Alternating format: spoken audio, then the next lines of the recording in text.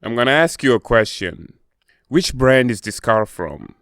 BMW. It's a BMW. Even though the image is blurred, you can still tell it's a BMW. In fact, most people can, even the ones who don't have much interest in cars. BMWs are some of the easiest cars to tell apart. And why is that? Simple. BMW has one of the strongest brand identities in the car industry. And recently, that has created a bit of a problem that has been in the making for a very, very long time.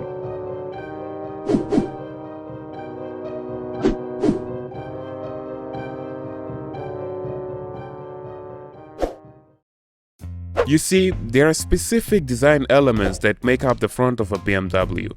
All BMWs must have a kidney grille with the BMW logo right on top of it and some sort of variation of the angel lights. And BMW incorporates these design elements in every car they make, from their flagship sports cars to their luxury SUVs to compact city cars and even electric cars. One can only imagine the challenges BMW designers must face in order to incorporate these very defined design elements in vastly different categories of cars over many generations.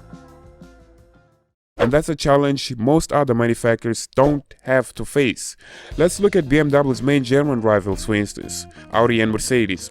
Audi grilles have changed shape over the years. They used to be rectangular, then they got square-ish, and now they're pushing this hexagonal shape. The headlights of a Mercedes S-Class don't really follow a particular pattern from generation to generation. Mercedes just designs them to look good and modern. They tried to attach some sort of identity to the E-Class by separating its headlights back in the day, but that's now completely gone and no one cares really.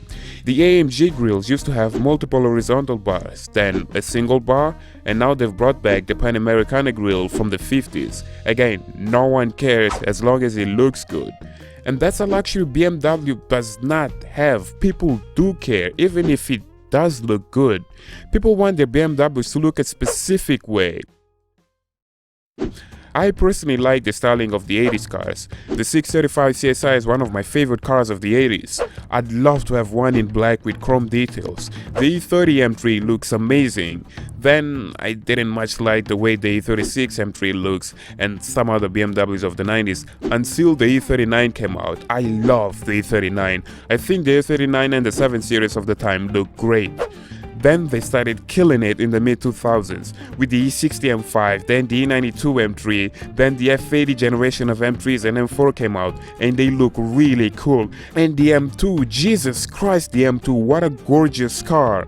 Then they released the F90 M5 and I was like, oh, I don't like that. It still has the same fundamental design elements of all cars I love, but I don't like the way they did it there.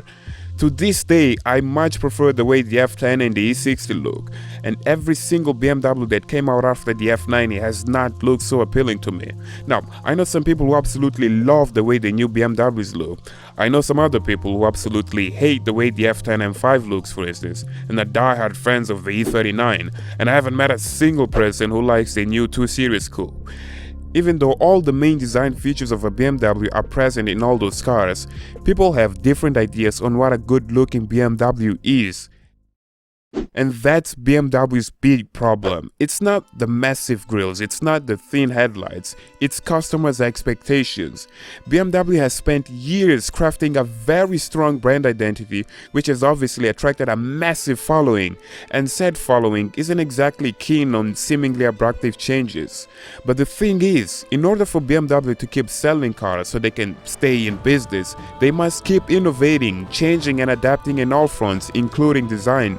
And as time goes by, so many changes will have been made that they are bound to upset some of their friends who love a certain interpretation of BMW's core design elements. And interestingly, BMW is aware of that, because one of the first things they did when they were introducing the new 4 Series to the world is try to convince everyone to embrace the new styling changes by comparing it to a couple of old BMWs from the 50s and 60s. The 4 references to our heritage and yet presents a progressive and confident interpretation of the iconic design elements of its predecessors, meaning cars like the BMW 3.0 CSI or the BMW 328. The thing is, this is not the first time this has happened. When the E65 series came out, Jeremy Clarkson called it ugly. For a kick-off, the new 5 Series is an ugly car. Fat at the back and with headlights like Edna Everidge's spectacles. So far then, things are looking bad. The new M5 is too ugly, too flash, too complicated, and not very fast. Amazing, isn't it? That this is one of the ugliest and most annoying cars in the world. And it wasn't just Jeremy. This bloke from 5th Gear had a more accentuated reaction to the way it looks. Run! It's a new BMW 5 Series! Don't look at it! Please, run! Well, I'm afraid my first impressions of the new 5 Series were less than positive. It seems the general consensus at the time was that the 5 Series was ugly.